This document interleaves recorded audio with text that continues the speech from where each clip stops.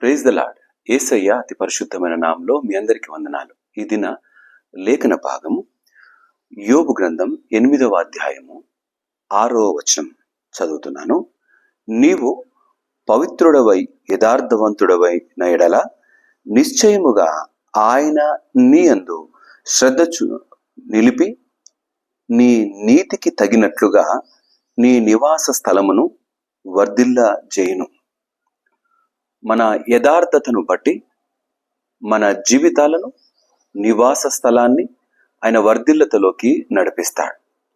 ఎవరైనా సరే, ఎప్పుడైనా సరే వారు ఎదుగుతూ ఉండడం చాలా ఇష్టం. ఆ ఎదగడానికి కావలసిన వనరులన్నిటినీ సమకూర్చుకుంటూ కొనసాగుతారు.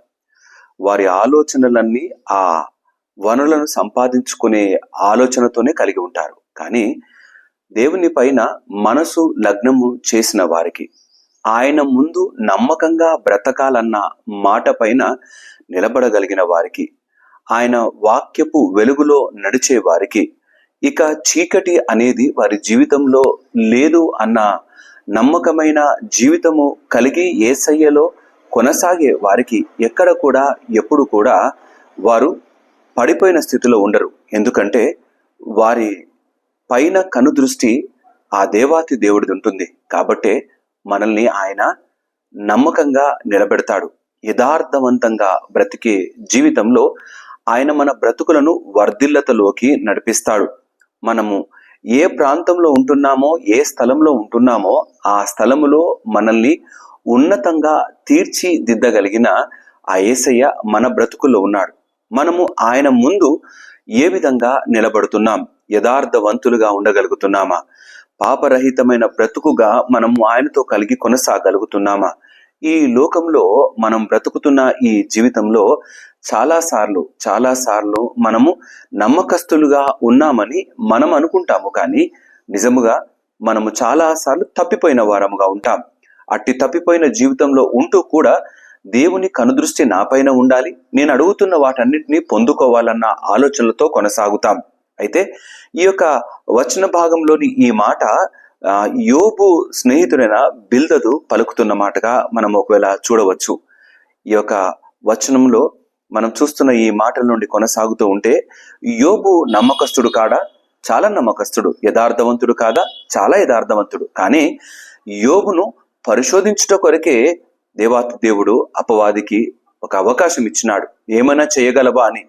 మనం కూడా మన బ్రతుకులలో దేవుడు కొన్నిసార్లు పరీక్షలను, పరిశోధనలను ఆయన అనుమతి ఇచ్చినప్పుడు వాటికి నిలకడగా నిలబడగలిగిన జీవితమే యథార్థమైన జీవితం.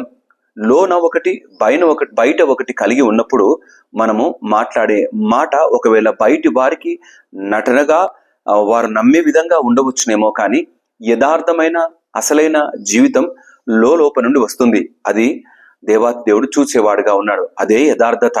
నీ లోపల ఏ జీవితం కలిగి ఉన్నావో అటు జీవితాన్ని బట్టి నీకు దీవెన లేదా ఆశీర్వాదం లేదా నీ పైకి తెగుళ్ళు వస్తాయేమో. దేవుని సన్నిధానంలో నిలబడ్డ నీవు ఎలాంటి బ్రతుకును కలిగి ఉన్నామో ఒకసారి పరిశీలన చేసుకోవాలి. చాలాసార్లు మనం బాగా ఉన్నట్టే అనుకుంటాం, కానీ ఎదుటి వారి పైన కొండాలు మోపుతాం. చాలా చక్కగా బ్రతుకుతున్నాను అనుకుంటాం, కానీ బ్రతుకుతున్న చక్కని బ్రతుకు కలిగిన వారిని చూస్తూ ఓర్చుకోలేని వారముగా ఉంటాం. ఇది యథార్థత కాదే. వారు ఎదురు పడ్డప్పుడు వారితో చాలా తీయగా, నెమ్మదిగా మాట్లాడినట్టుగా ఉంటాం, కానీ మన హృదయంలో వారి పట్ల అసూయ, ద్వేషము కలిగిన వారంగా ఉంటాం. ఇది యథార్థత కాదు. యథార్థత వెనకైనా సరే, ముందైనా సరే ఒకే విధంగా మాట్లాడగలగాలి. దేవుని సన్నిధానంలో అయినా సరే, బయటికి వెళ్ళి సమాజంలో నిలబడ్డప్పుడు, లోకస్తులతో నిలబడ్డప్పుడైనా సరే ఒకే మనసు కలిగిన వారముగా మనం ఉండాలి.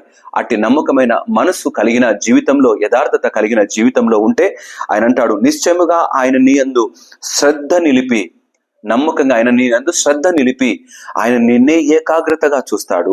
నీ కొరకు కావలసినవన్నీ సమకూరుస్తాడు. ఆయన నీ కొరకు దాచి ఉంచిన మేళ్ళన్నీ ఇవ్వటానికి ఒక్కొక్కటిగా నెమ్మదిగా అన్ని అనుకూలించి ఇస్తాడు. ఆయన నీ నీతికి తగినట్టుగా నీ నివాస స్థలమును వర్ధిల్ల చేయును. అవును, ఆయన మన నివాస స్థలాన్ని వర్ధిల్లతలోకి నడిపిస్తాడు. ప్రపంచంలో నువ్వు ఎక్కడికి వెళ్ళినా, ఏ స్థితిలోకి వెళ్ళినా అక్కడ నుండి తిరిగి నువ్వు మళ్ళీ సాయంత్రమైనా మరుసటి రోజైనా ఇంటికి రావాల్సిందే.